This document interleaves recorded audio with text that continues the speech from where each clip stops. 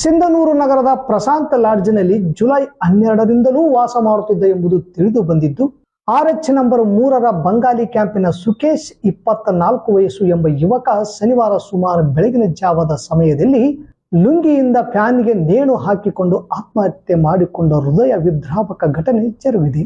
ತಾಲೂಕಿನ Bengali camp RH number 3ರ ನಿವಾಸಿಯಾಗಿದ್ದು, ತಂದೆ ತಾಯಿ ಜೊತೆ ಸಣ್ಣ ಪುಟ್ಟ ಗಲಾಟೆ ಮಾಡಿಕೊಂಡು ಬಂದು ಜುಲೈ 12ರಿಂದ ಪ್ರಶಾಂತ್ ಲಾಡ್ಜ್ನಲ್ಲಿ ಇದ್ದುಕೊಂಡು ಮೇಷನ್ ಕೆಲಸಕ್ಕೆ ಹೋಗುತ್ತಿದ್ದ ಎಂಬ ಮಾಹಿತಿ ಲಭ್ಯವಾಗಿದೆ. ಅಲ್ಲದೆ ಶುಕ್ರವಾರ ರಾತ್ರಿ ಲಾಡ್ಜ್ ಬಿಲ್ ಕಟ್ಟಿದ್ದಾನೆ ಎಂದು ಲಾಡ್ಜ್ನ ಸಿಬ್ಬಂದಿಗಳು ತಿಳಿಸಿದರು. ಅದು ಯಾವ ಕಾರಣಕ್ಕೆ ನೇಣು ಹಾಕಿಕೊಂಡಿದ್ದಾನೆ ನಮಗೆ ತಿಳಿಯದು ಎಂದು ಅವರ ಸಂಬಂಧಿಕರು ಮತ್ತು ತಂದೆ ನಿಮಾಯಿ ಹೇಳಿದರು.